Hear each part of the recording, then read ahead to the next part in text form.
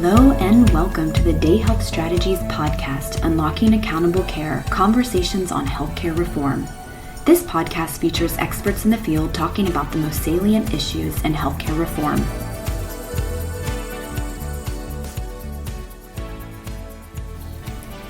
Hello and welcome to another episode of Unlocking Accountable Care. This is your host, Emily George, and today I have the exciting opportunity to sit down with our founder and CEO, Rosemarie Day. Welcome to our show. Thank you.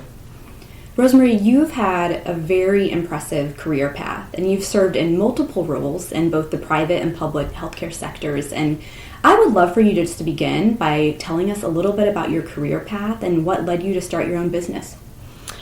Well, I actually hadn't been planning on starting my own business because what I thought my career path was going to be was just going to be a pure public service kind of path.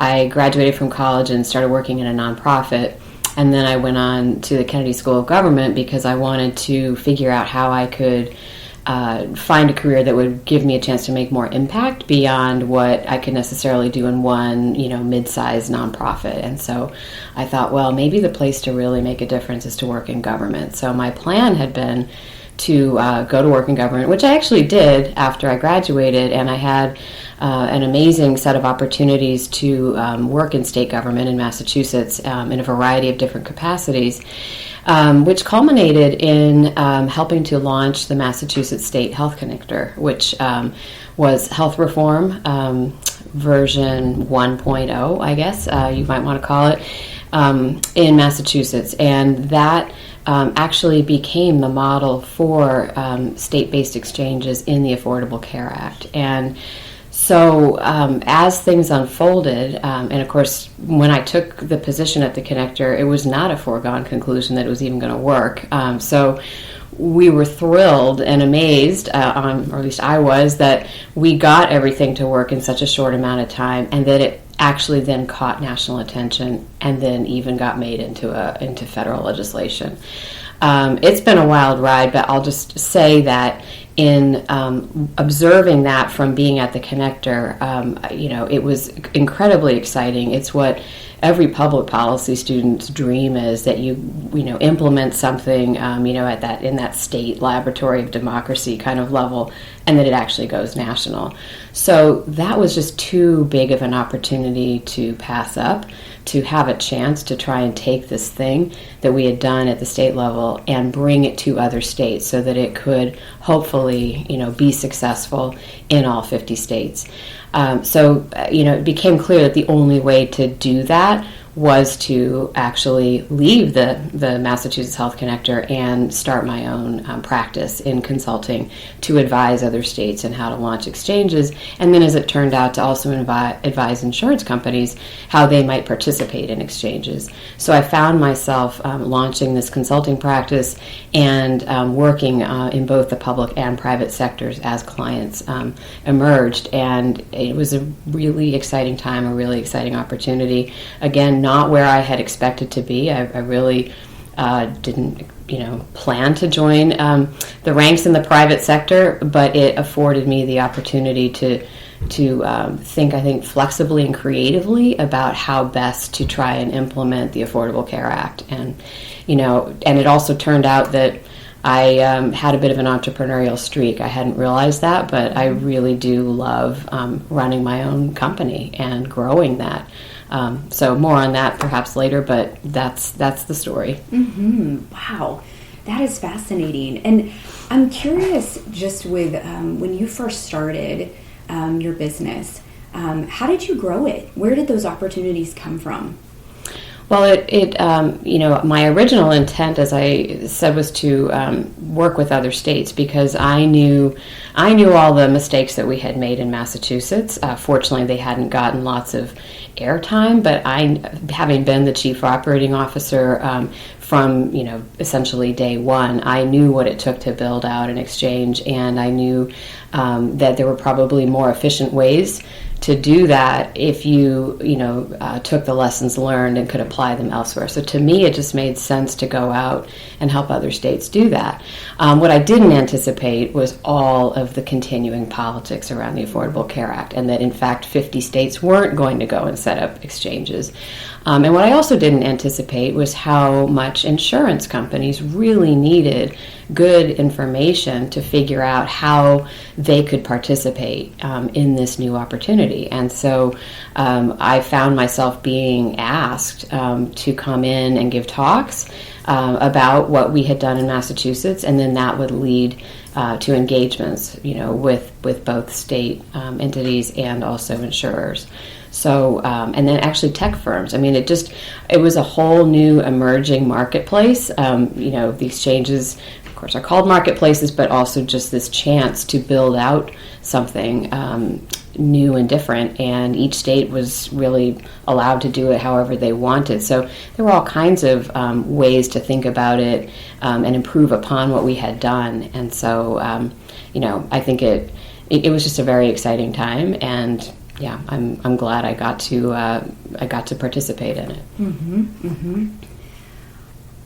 So another way I've grown the business has been by creating a pool of advisors to the business, informal advisors, and then actually turn them into an advisory board, and asked for their advice on how to think about scaling up the business, and also related to that, what other areas should we be working in? Because as I think I said earlier, it's been a wild ride with the Affordable Care Act. And if my whole business was based on whether the ACA was going to survive, I was taking a really big risk, because there were certainly many times when I thought we could see the end of the ACA. So it was really important to diversify, and that's true with so many businesses. They start with doing one thing, but they've got to evolve as market needs change, etc. And so my advisors really helped me think through some ways that we could translate the type of service we were delivering in the coverage expansion arena to other segments of the healthcare sector. And so that led fairly early on to us starting to work more with folks on the provider side. And that's like health and hospital systems, provider groups, doctors, organizations, and taking the notion of transformation. And while that wasn't as much about coverage expansion, though there were some related aspects, it brought us into the world of implementing accountable care organizations and things that were trying to move us as a society, I think, away from the traditional way of delivering healthcare into some new ways, moving from fee-for-service to more value-based payments. All of those kinds of things are really played in to the kind of skills that we had developed in leading change on the coverage side. So we are helping organizations to lead change in these other areas now. Well, and that brings me just to another question I wanted to ask you about your health policy experience. And I would love for you to just describe what you think typically drives our healthcare policy. So in terms of driving healthcare policy, that's a great question. Having just written a book where I studied this, looking back at our history, there are a lot of competing forces in America, and it's not just politics; it's also economics. And so when you look at how we have gotten to where we are today, and I'll just take the coverage side. We have done things really in fits and starts, and it strikes me that that's just how it works in our country, that we're a very vast and diverse nation. States vary tremendously. I have worked in, from the bluest of states, in Hawaii, to some of the reddest states in the country, and everything in between. And I'm constantly struck by, the kind of exciting diversity that we have. And so that is a fundamental underpinning of what's possible with health policy. And I think that, when the Great Society programs launched and we had Medicare and Medicaid, that was a big step in the direction of expanding coverage beyond what the private sector was offering. And it was an important step, but that's over 50 years ago. And it turns out that when those programs were launched, they weren't as robust as they are today. They were launched actually in a more minimal way. Medicaid, for example, was actually done at state option, and it took about 18 years for all 50 states to adopt the Medicaid program. So, that is something that, as a student of health policy, I think you have to take into account when you look at what the possibilities are going forward. And even when people have bold visions to do something really grand, it takes an incredible confluence of events to make that happen. And when you look at the Affordable Care Act, which was the biggest coverage expansion since Medicare and Medicaid, it happened, but there was a lot of pain politically that kind of happened along with that. And I won't say that the Affordable Care Act caused our polarized environment, but it was subject to the polarized environment, and it contributed, or certainly gave reason for some potentially continuing polarization, at least initially. I do think that some common ground has been found, and particularly around things like covering pre-existing conditions. I think that's become a pretty universal issue that crosses party lines. And so it takes time for our country, our citizens, to digest that and to accept that. But I do think that similar things have happened with Medicaid, and more states are choosing to expand Medicaid, whether it's by citizen initiative or by legislature. And I do think ultimately we'll see all the states adopt the Medicaid expansion opportunity in the Affordable Care Act. It's just that it doesn't happen in one fell swoop, and we just, each place kind of has to digest it in its own way.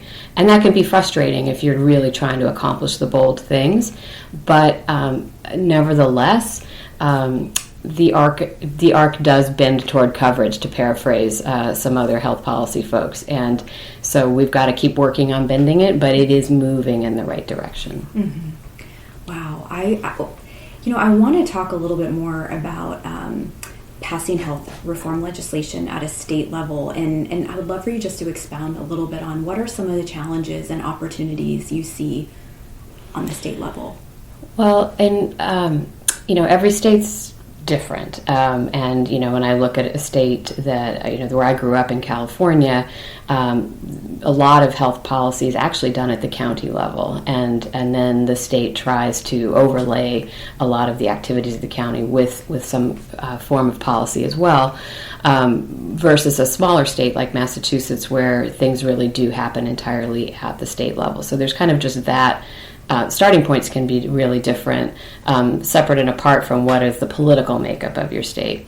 But I'll take the example of Massachusetts because I found it fascinating. As I entered state government, I became a student of what had happened before, where there had been successes and failures in various bold initiatives. And Massachusetts had tried to do a universal coverage program prior to the one that happened in 2006 under Governor Romney, and it was an attempt under Governor Dukakis. And unfortunately, while the law got passed, it never got fully implemented for a lot of reasons. And one big reason is that at the time, the business community wasn't on board as much as they were when Governor Romney worked to pass his version of improving coverage.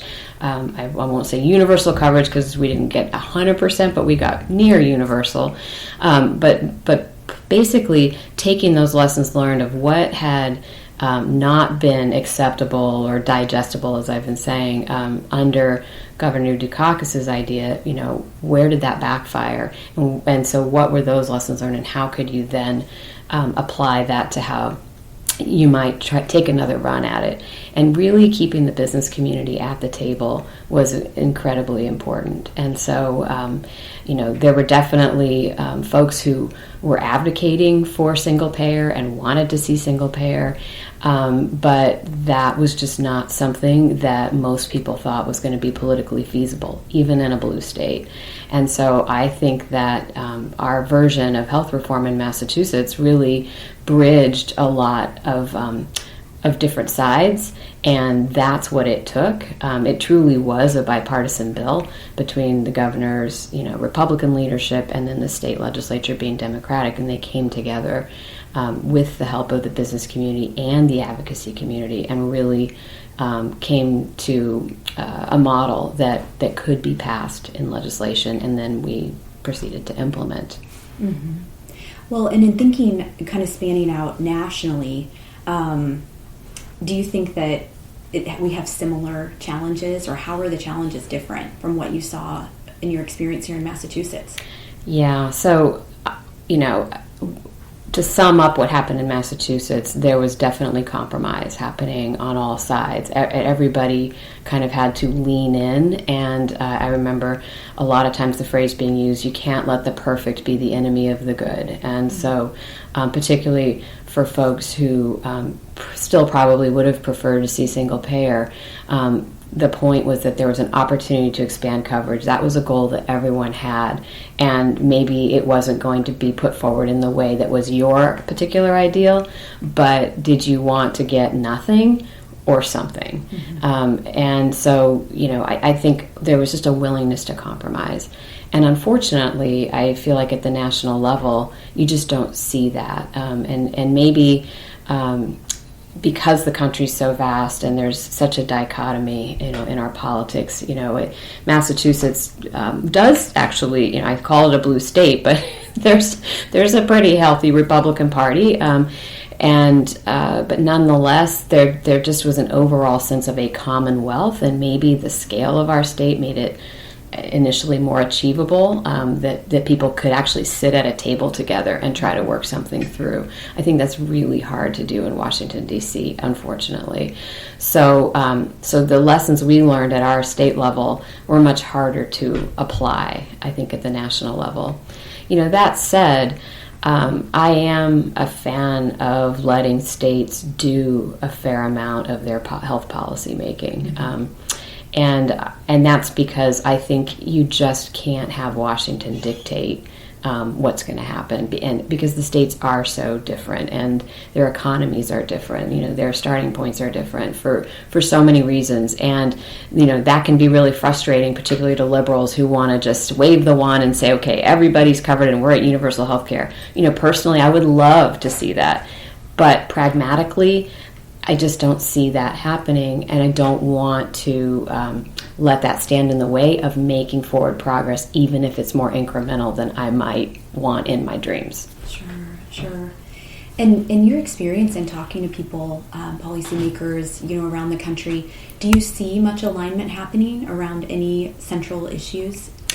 Well, I think, it hasn't quite hit the level of political rhetoric, but I do think that notion of protecting people with pre-existing conditions, because that is all of us. It's if it's not you personally, it will be you at some point in your life, and it's certainly people that you know.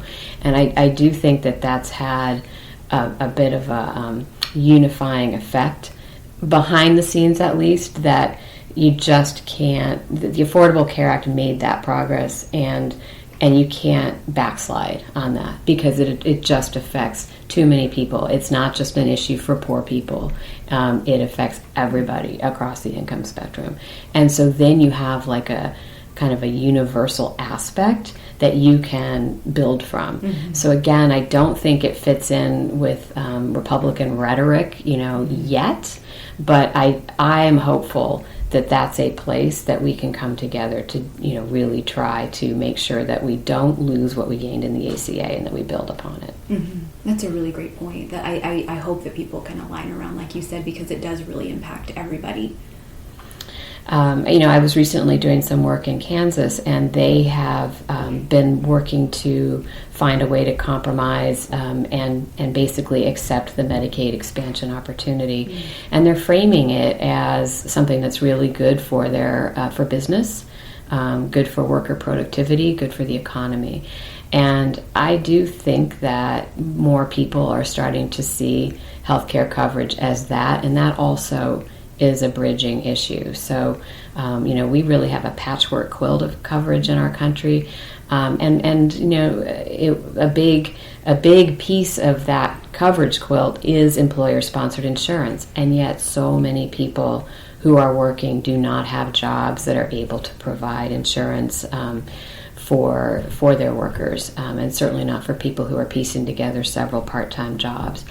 And yet people are working, and so to stay productive, they do need to have their health needs met. They need good preventive care, they need mental health coverage, they need all of those things. We all need that.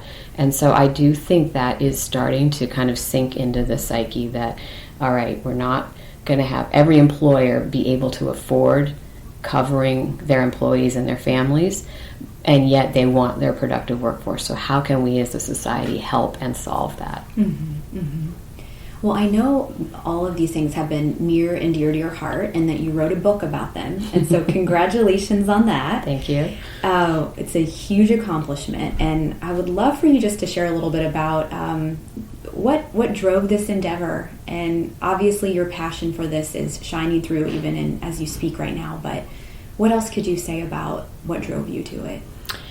So there were a couple of things. I mean, the biggest thing that drove me to write the book is that the threats to repeal the Affordable Care Act that culminated in the outcome of the 2016 presidential and congressional elections, I just found terrifying, because I had worked on the precursor to the Affordable Care Act here in Massachusetts, and then worked with many states to implement the Affordable Care Act, and saw that there really was a path forward in lots of different places, but it didn't fit the political rhetoric for some reason, and the benefits that I felt like the ACA would offer if people would just kind of take a step back and let it get implemented and see people get coverage and have their pre-existing conditions protected. I just felt like that needed to be explained better to people who don't spend their time in health policy circles.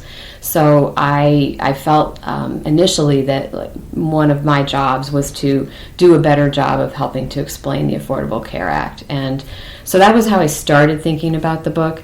But then I realized that was almost playing defense, and that wasn't going to be exciting enough. It turns out writing a book is a pretty big endeavor, and you've got to be passionate.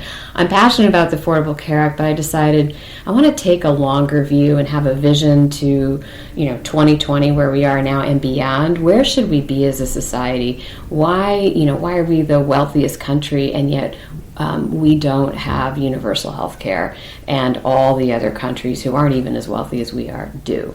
I keep asking myself that question. I said, well, what would it take for us to get to universal health care? And that's where I wanted to set my eyes on that prize and look at the horizon and try to go there. And so that became more of what the book is about. I still do spend a chapter explaining the Affordable Care Act, but I do a lot more than that.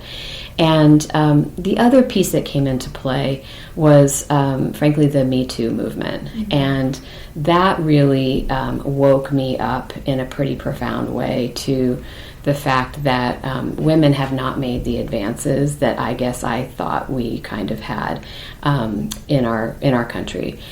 So my feminist spirit got reawakened, and I said, and then I kind of it hit me that I could combine what I wanted to do on the health reform with the feminist lens, because women are continue to be the primary caregivers and actually make the bulk of healthcare decisions at the household level. And yet we are not empowered if you look at, we're not fully empowered if you look at government leadership, if you look at the makeup of Congress, if you look at corporate boardrooms. We're just not there yet. Mm-hmm. And so I wanted to write a book that would inform more women about these issues and hopefully inspire them to act, to push for universal health care, and to realize it's not something you can just solve at the household level. We collectively have to come together and say, this is what we want our society to do. Mm-hmm, mm-hmm. Wow. Well, in this book, Marching Towards Coverage, which comes out in March, you've mentioned quite a few things that you're hoping your readers take from it. What are some other things that you can think of when somebody's finished reading this book? What do you hope happens? So I want to move everybody a little bit out of their comfort zone. So, the goal is to get people to think about how to be more active politically, and I'm very focused on the lens of pushing for universal health care. So I want people who may have never, volunteered for a campaign to think about actually stepping out and volunteering for a campaign or door knocking. I want people who are, comfortable making donations to nonprofits to think about maybe making some political donations to make a statement about the society we want to have.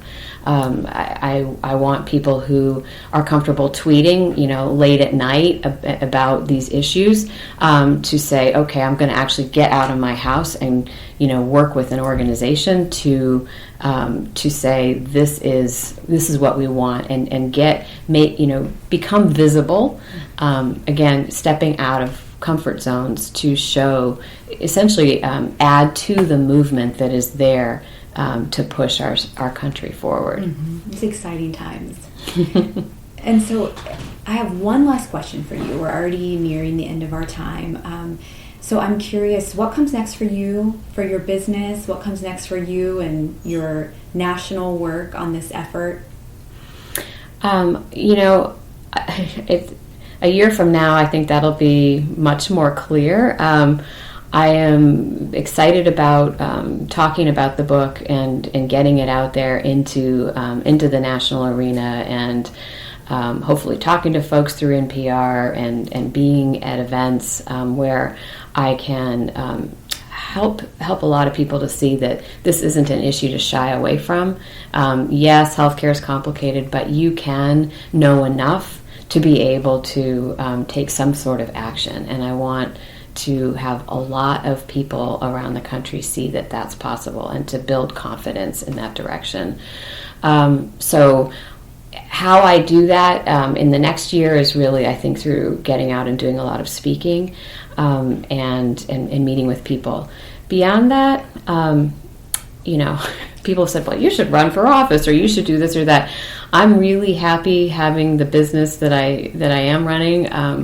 I love the team we've built, and it does afford me some flexibility to be able to do things like write this book. So I think I'm staying open to what the possibilities are as I enter more of the national conversation. I think for a long time I've been more of a behind-the-scenes person, just wanting to make sure that things get done and get done well. And so for me, taking that bigger step out onto the stage is as Brene Brown would say, it's the daring greatly part. So I'm going to try that, and I'm going to see where that takes me.